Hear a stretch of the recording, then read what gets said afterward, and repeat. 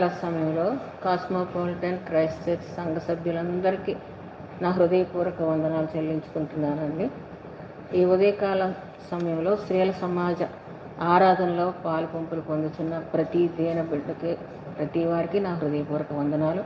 ఈ ఉదయకాల సమయంలో మన ధ్యాన నిమిత్తం యోహాను సువార్త 4వ అధ్యాయం 6వ వచనం నుంచి ఒకసారి చదువుకుందామండి. అందరూ ఒకసారి బైబిల్ తీసి చూడండి.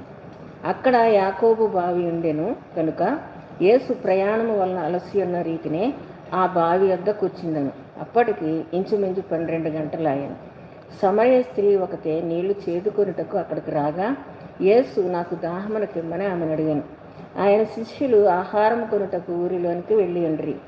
ఆ సమరయ స్త్రీ, యూదుడు అయిన నీవు సమరయ స్త్రీనైన నన్ను దాహమునకిమ్మని ఎలా అడుగుచున్నావని ఆయనతో చెప్పాను. ఏలయనగా యూదులు సమరయలతో సాంగత్యం చేయరు. అందుకు యేసు, నీవు దేవుని వరమును నాకు దాహమునకిమ్మని నిన్ను అడుగుచున్నవాడు ఎవడో అదియో ఎరిగి ఉంటే నీవు ఆయనను అడుగుదు, ఆయన నీకు జీవజలం ఇచ్చునని ఆమెతో చెప్పాను. అప్పుడు ఆ స్త్రీ, అయ్యా, ఈ బావి లోతైనది, చేదుకొనుటకు నీకేమీ లేదే. ఆ జీవజలము ఎలాగ నీకు దొరుకును? తానును తన కుమారులను పశువులను ఈ బావి నీళ్లు త్రాగి మాకిచ్చిన మన తండ్రి అయిన యాకోబు కంటే నీవు గొప్పవాడువా అని ఆయనను అడిగాను. అందుకు యేసు, ఈ నీళ్లు త్రాగు ప్రతివాడును మరలా దప్పికొను, నేనిచ్చి నీళ్లు త్రాగువాడెవడను దప్పికొనడు.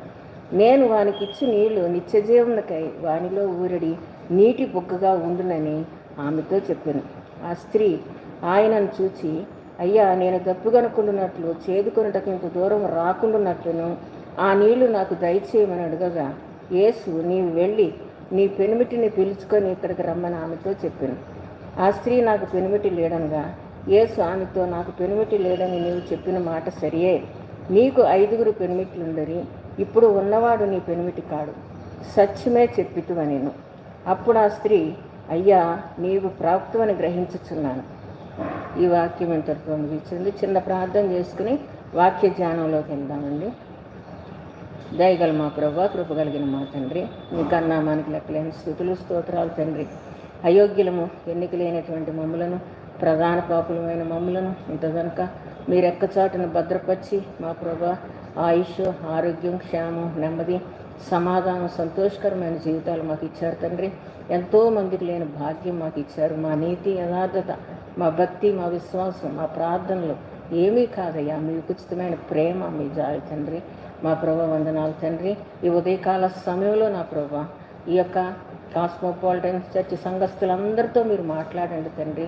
నేను తెలివి లేని దాన్ని అయ్యా, జ్ఞానం లేని దాన్ని, నోటి మాంద్యం కలదాన్ని, నా నోట్లో మీ మాటల నుంచి బిడ్డలతో మీరు మాట్లాడండి తండ్రి. ఆత్మీయాహారం దయచేయండి.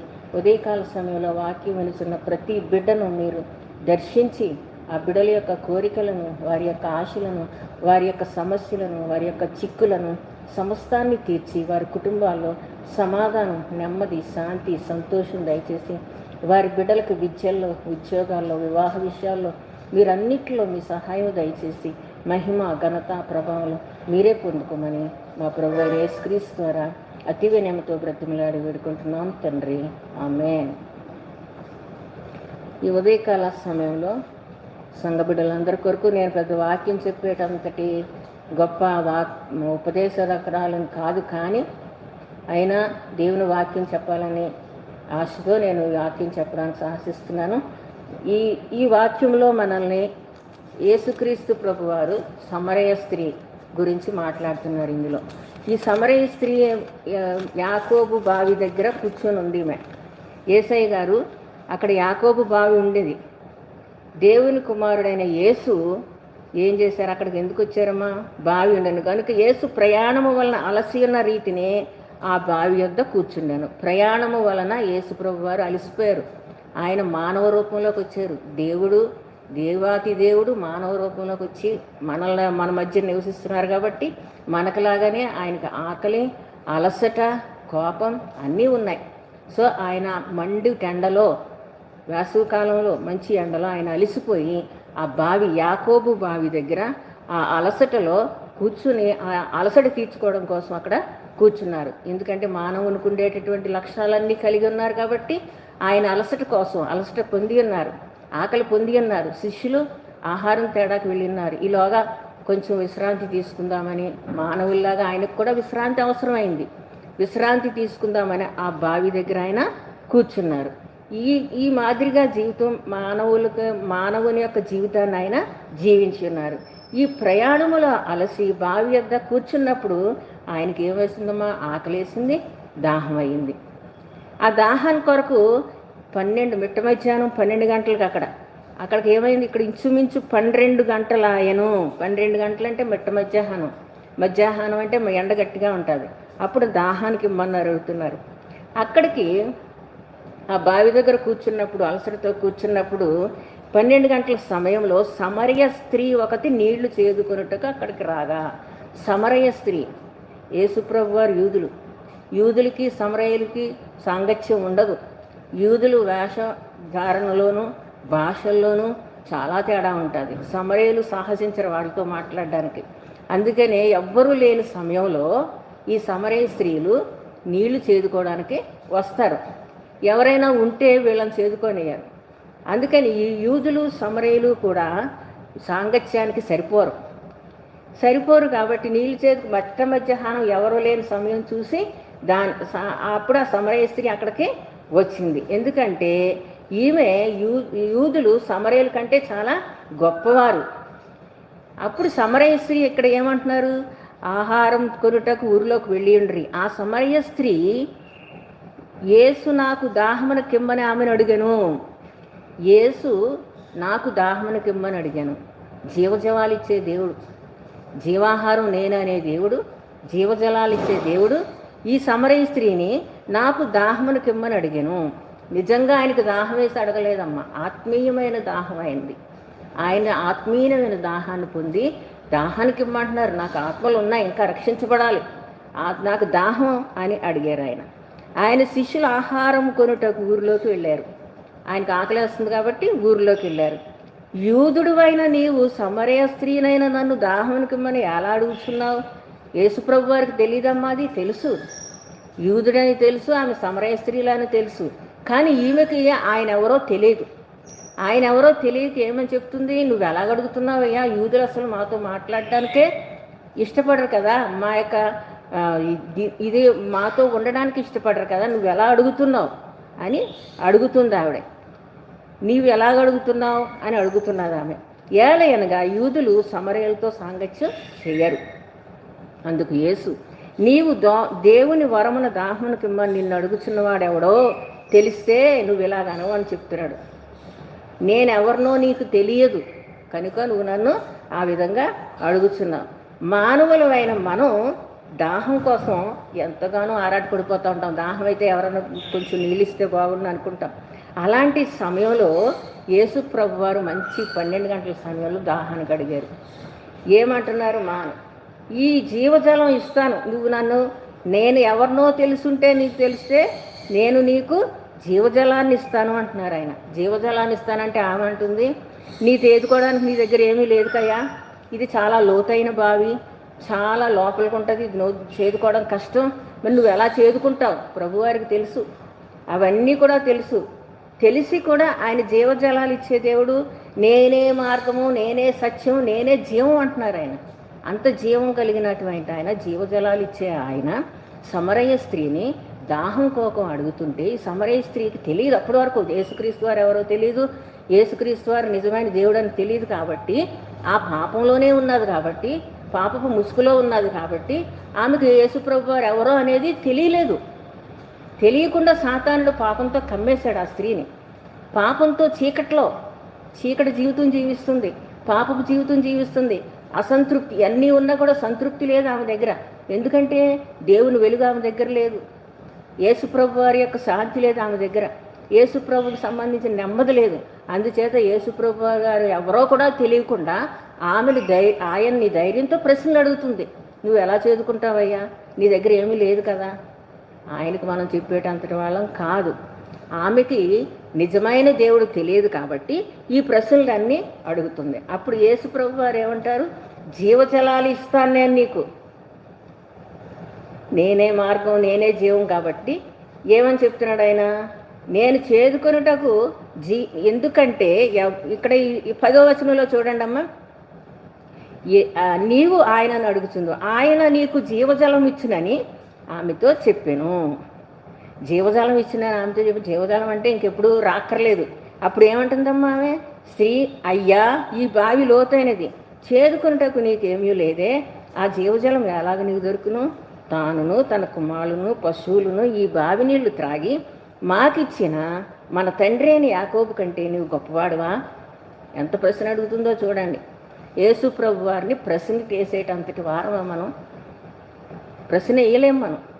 నువ్వు అంత గొప్పవాడు ఏంటయ్యా నాకు చెప్తున్నావు అన్నట్లు అడుగుతుంది ఆమె. ఎందుకంటే ఆయన యొక్క గొప్ప ఈ స్త్రీకి తెలియదు. ఎందుచేతనంటే సాతానుడు కమ్మి ఉన్నాడు, చీకటి కమ్మి ఉన్నది, పాపం కమ్మి ఉన్నది.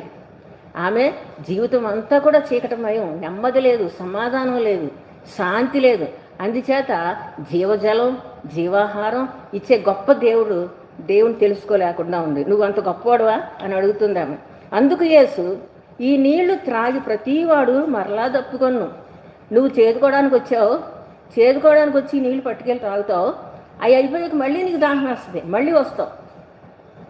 ఇప్పుడు ఈ బాటిల్స్ నీళ్లు, ట్యాంకులతో మనం నీళ్లు తెచ్చుకుని నింపుకుంటాం. అలాగే ట్యాంకులతో తెచ్చుకుని నింపుకునేటప్పుడు అప్పుడు బిస్లరీ వాటర్లు అవి లేవు. ఎక్కడికైనా అంత దూరమైనా బావిల దగ్గరికి వెళ్ళి తెచ్చుకోవాల్సిందే. సో ఈవిడ ఇలాగ వస్తానే ఉండాలి, నీళ్లు తెచ్చుకుంటానే ఉండాలి, తాగుతూనే ఉండాలి. ఈ నీళ్లు త్రాగు ప్రతివాడు మరలా దప్పికొను.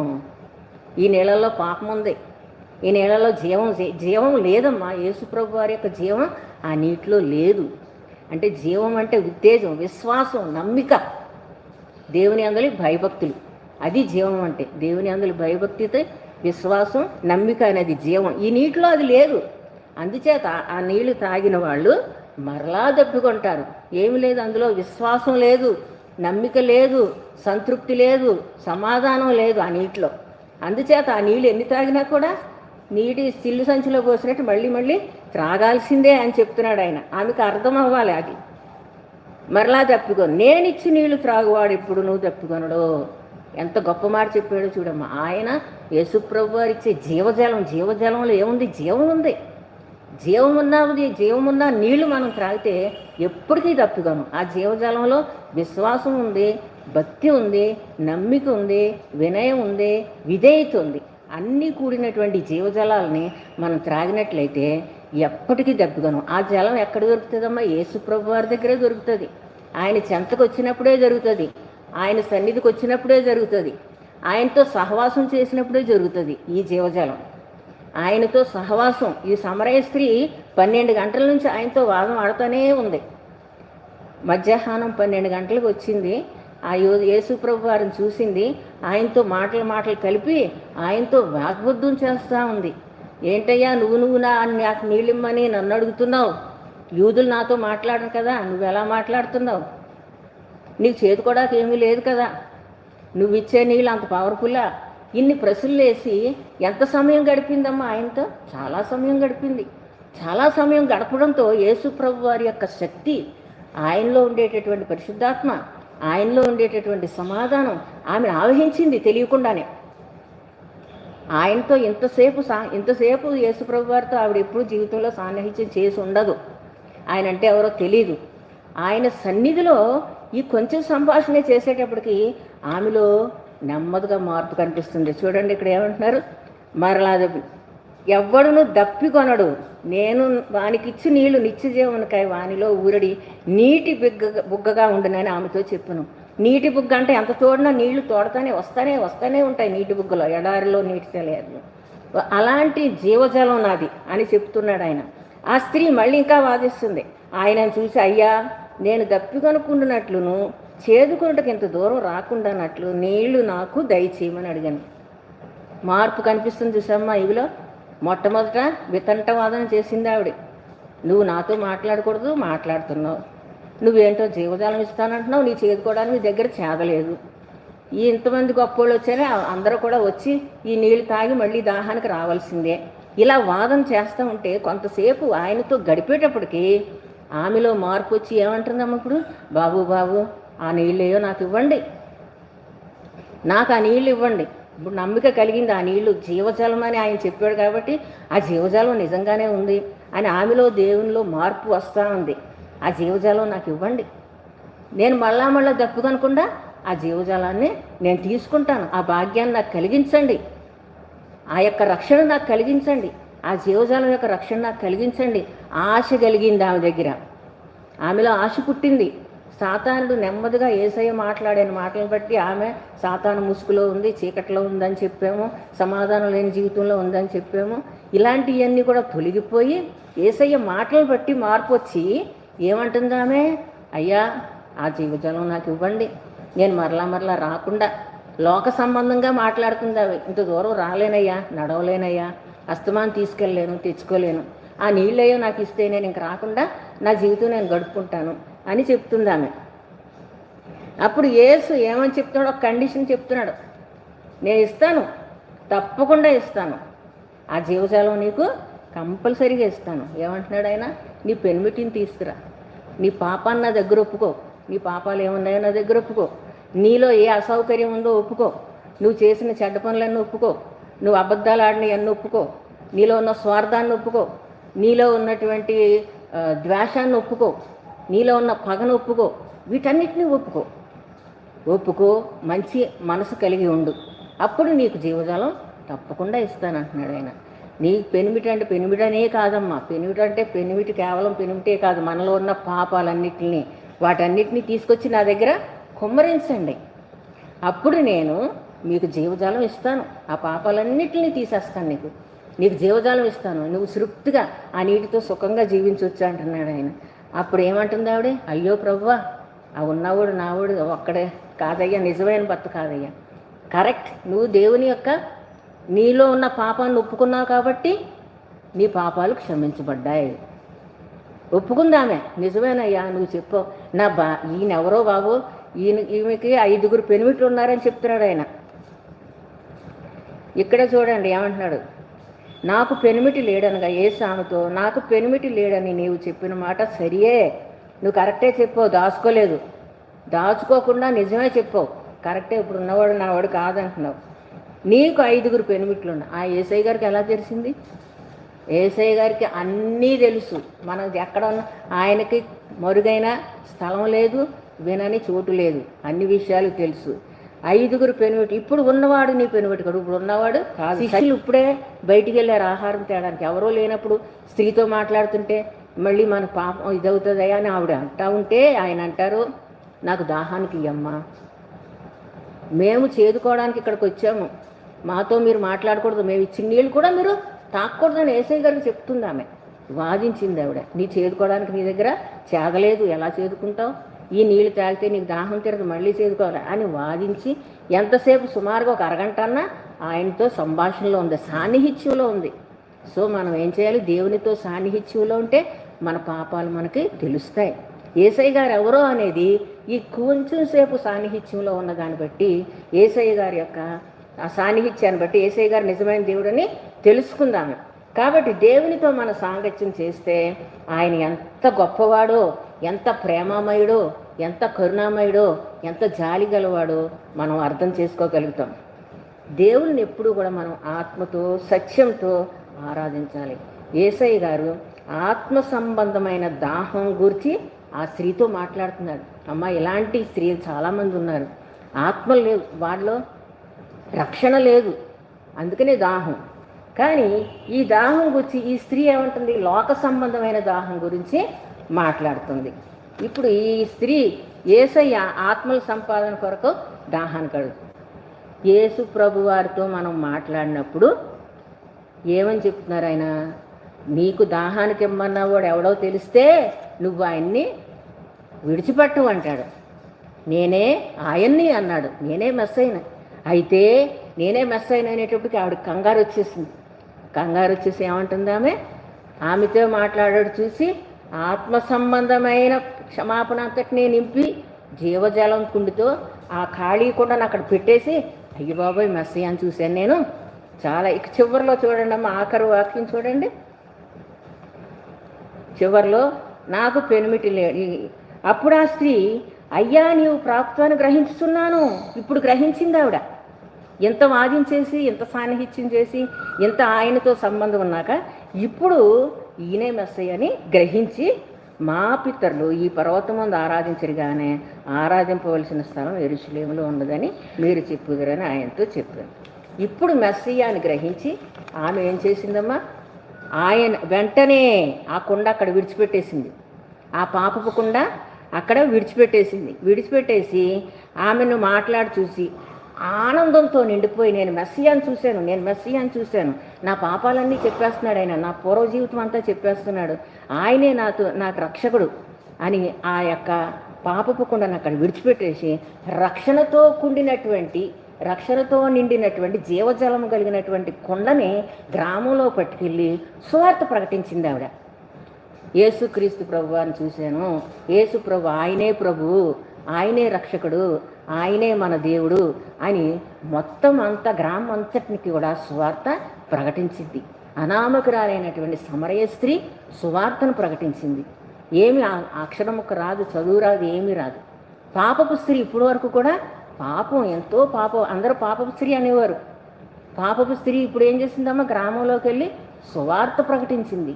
మరి మనం ప్రకటించగలుగుతున్నామా? సువార్త ప్రకటించాలి. యేసుక్రీస్తు అందరికీ ప్రభు అని మనం చెప్పాలి. ఆయన్ని ఆరాధించేటప్పుడు ఆత్మతో సత్యంతో ఆయన్ని ఆరాధించాలి. రక్షణ పొంది మనం రక్షణ పొందడం ఒక్కటే కాదు, అనేక మందిని రక్షణలోకి నడిపించాలి.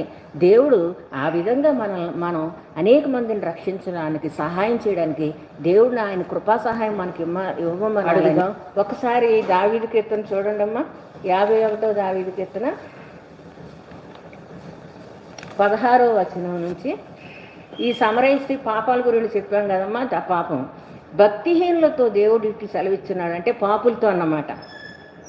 దిద్దుబాటు నీకు అవసరం, నీవు నా మాటలను నీ వెనుకకు త్రూసివేసదు, నీవు దొంగను చూచినప్పుడు వానికి ఏకీభవించదు, వ్యభిచారులతో నీవు సాంగత్యం చేసేదు, కీడు చేయవలనని నీవు నోరు తెరుచుచున్నావు, నీ నాలుక కపటము కల్పించుచున్నది, నీవు కూర్చుండి నీ సహోదరుని మీద కొండెములు చెప్పుచున్నావు, నీ తల్లి కుమారుని మీద అపనిందలు మోపుచున్నావు, ఇట్టి పనులు నీవు చేసినను నేను మౌనినై ఉంటిని. చూసామా, ఇట్టి పనులు నీవు చేసినాను. ఎట్టి పనులు ఏం చేస్తున్నావమ్మా? దొంగను చూసినప్పుడు ఆయనతో ఏకీపిస్తున్నావుంట, వ్యభిచారులతో సాంగత్యం చేస్తున్నాం, కీడు చేయవలని నోరు తెరుస్తున్నాం, నాలుగు కపటం కల్పిస్తుంది, సహోదరుని మీద కొండాలు చెప్పుకుంటున్నాం, తల్లి కుమారుని మీద అపనిందలు మోపుతున్నాం. ఇన్ని పనులు చేసినా నేను మౌనినై ఉంటిని. ఎవరు మౌని అన్నారు?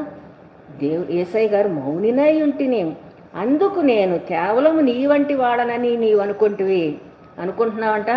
యేసయ్య గారు నన్ను చూడట్లేదులే, సహోదరుని మీద కొండాలు చెప్పినా చూడట్లేదు, తల్లిదండ్రుల మీద నిందలు మోపినా చూడట్లేదు, కీడు చేయవాలని చూసినా చూడట్లేదు అని అనుకుంటున్నామంట. మనం ఇలా అనుకుంటున్నాం. అయితే నీ కన్నుల ఎదుట ఈ సంగతులను నేను వరుసగా ఉంచి నిన్ను గద్దించేదను. వస్తుందమ్మ ఇప్పుడు. నీ కన్నుల ఎదుట ఇవన్నీ స్క్రీన్ మీద చూపించినట్టు సినిమా చూపిస్తారంట యేసయ్య.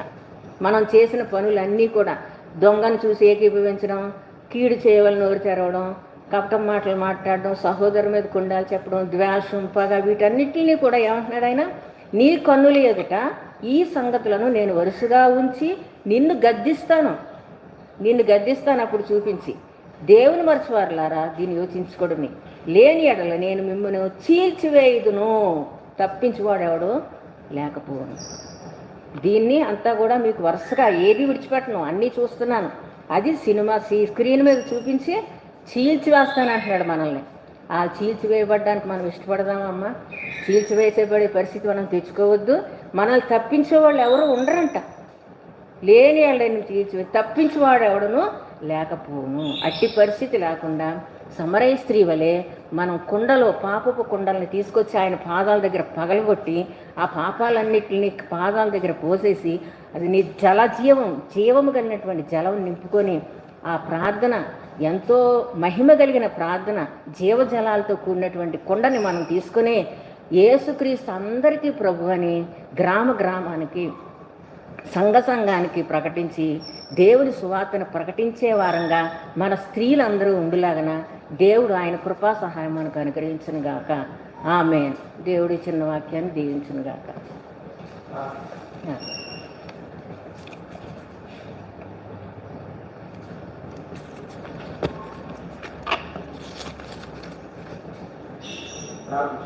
ప్రార్థన. దయగల మా ప్రభువా, కృపగలిగిన మా తండ్రి, మీ ఘనమైన పాదాలకు లెక్కలేని స్థుతులు నా నాయన. స్తోత్రాలు దేవా, స్తోత్రాలు తండ్రి. వందనాలు వందనాలు వందనాలు తండ్రి. అయోగ్యురాల్ని, ఎన్నిక లేనటువంటి ప్రధాన పాపిని తండ్రి, నా నాయన ప్రధాన పాపిని మీ సన్నిధానానికి రావడానికి అర్హురాల్ని కాదయ్యా. అయినా మీరు నన్ను ఈ యొక్క సమయంలో ఈ యొక్క కాస్మోపాలిటన్ చర్చిలో చిన్న మాటలు మాట్లాడడానికి మీరు నాకు ఇచ్చిన గొప్ప అవకాశాన్ని బట్టి వందనాలయ్యా. అది మీ దయాభిక్ష నా ప్రభా, నా నాయన, నా తండ్రి. మీ దయలో ఈ యొక్క దేవాలయాన్ని, ఈ చర్చిని, సంఘాన్ని నిండారుగా వృద్ధి చేయండి, నిండారుగా వృద్ధి చేయండి. దినదినము ఆత్మీయంగా బలపడ్డానికి సహాయం దయచేయండి తండ్రి. సంఘస్థులందరూ విశ్వాసంతో నా ప్రభా మీ యందు భయభక్తులు కలిగి మా ప్రభా మీ సన్నిధి సాంగత్యంలో ఉంటే నా ప్రభా ఎంత మేలులు పొందుతామో సమరయ స్త్రీలాగా నేర్చుకునేటట్టు ఏంటండి. సమరయ స్త్రీ నా ప్రభా కొంచెం సమయం మీతో సాంగత్యంగా మాట్లాడి ఆమెలో పాపపు జీవితం నుంచి ఎంతో మార్పు పొంది నా ప్రభా జీవజలాలనే కొండ తీసుకుని వెళ్ళి సువార్త ప్రకటించింది నా ప్రభా. అట్టి సువార్త ప్రకటించే జీవితాలు మాకు దయచేయండి తండ్రి. నా ప్రభా మొన్న ఇంతవరకు ఉన్న పాపపు స్త్రీ అనే పాట పోయి సువార్తికురాలనే పేరు పొందుకున్నది నా ప్రభా. అట్టి దండకరమైన జీవితం మా అందరికీ దయచేయండి తండ్రి. మా నాయన ఈ యొక్క సంఘంలో ఈ యొక్క లైవ్లో వీక్షించిన ప్రతి దీనబిడ్డను మీరు దర్శించండి తండ్రి. మా నాయన ఆ కుటుంబాలను ఆశీర్వదించండి, కుటుంబ యజమానులు దీవించండి, వారి కష్టార్జితాన్ని ఆశీర్వదించండి తండ్రి. మా ప్రభా భార్య భర్తల మధ్య సఖ్యత సమాధానం దయచేయండి. ఒకరినొకరు ప్రేమించుకుని గౌరవించుకుని క్షమించుకునే బిడ్డలుగా చేయండి. వారికి ఇచ్చిన బిడ్డలను ఆశీర్వదించండి. విద్యల్లో, ఉద్యోగాల్లో, వివాహ జీవితాల కొరకు ఎదురు చూస్తున్న బిడ్డలకు సహాయం దయచేయండి తండ్రి. నా ప్రభా ఇంట ఆ కుటుంబాల్లో ఏ అవసరాలు ఉన్నాయో మా ప్రభా మీరు తీర్చండి తండ్రి. అనారోగ్యాలతో పీడింపబడుచున్న ప్రతి దీనబిడ్డను మీరు ముట్టండి అయ్యా, స్వస్థపరచండి. నాయన లేవలేని స్థితుల్లో మంచాల మీద పడి ఇలా ప్రభా బయట ప్రపంచం చూడలేని దీన స్థితిలో ఉన్న దీనబిడ్డలకి కావలసిన సహాయం అందించండి. మీ మాటలో స్వస్థత ఉంది, మీ ఉమ్మిలో స్వస్థత ఉంది తండ్రి. స్వస్థపరచండి తండ్రి. ప్రతి కుటుంబంలో ఉన్న చిక్కులు సమస్యలను మీరు తీర్చండి తండ్రి. మా ప్రభా మా ప్రార్థన అనేటటువంటి ఖడ్గాన్ని ప్రతి స్త్రీ ధరించేటట్టు చేయండి తండ్రి. ప్రార్థన అనే ఆయుధాన్ని ప్రతి స్త్రీ ధరించేటట్టు చేయండి. కుటుంబానికి ఆధారం స్త్రీ నా ప్రభా, కుటుంబానికి ఆధారం స్త్రీ. ఆ స్త్రీ ప్రార్థన అనేటటువంటి ఆయుధం ద్వారా తనకున్న సమస్యల్ని, తన భర్తని, తన బిడ్డల్ని మంచి మార్గంలో నడిపించుకోవడానికి సహాయం దయచేయండి నా ప్రభా. కుటుంబం కట్టుకోవడానికి జ్ఞానవంతురాలై తన కుటుంబాన్ని కట్టుకునేటట్టు చేయండి తండ్రి. యేసయ్య వందనాలు తండ్రి. ప్రతి వారు ప్రార్థనా జీవితం కలిగి జీవించడానికి మీ కృపా సహాయం దయచేయండి తండ్రి. నా ప్రభా ఇచ్చినటువంటి చిన్న వాక్యం ద్వారా మీరు ప్రతి బిడ్డను బలపరిచి, మరి ముఖ్యంగా స్త్రీలందరూ నడుము కట్టి ఆత్మలు రక్షించే బిడ్డలుగా తీర్చిదిద్ది మహిమ ఘనత ప్రభావాలు మీరే పొందుకోమని మా ప్రభు అయిన యేసుక్రీస్తు ద్వారా అతి వినయంతో బ్రతిమలాడి వేడుకుంటున్నాం తండ్రి. ఆమేన్. వందనాలమ్మా.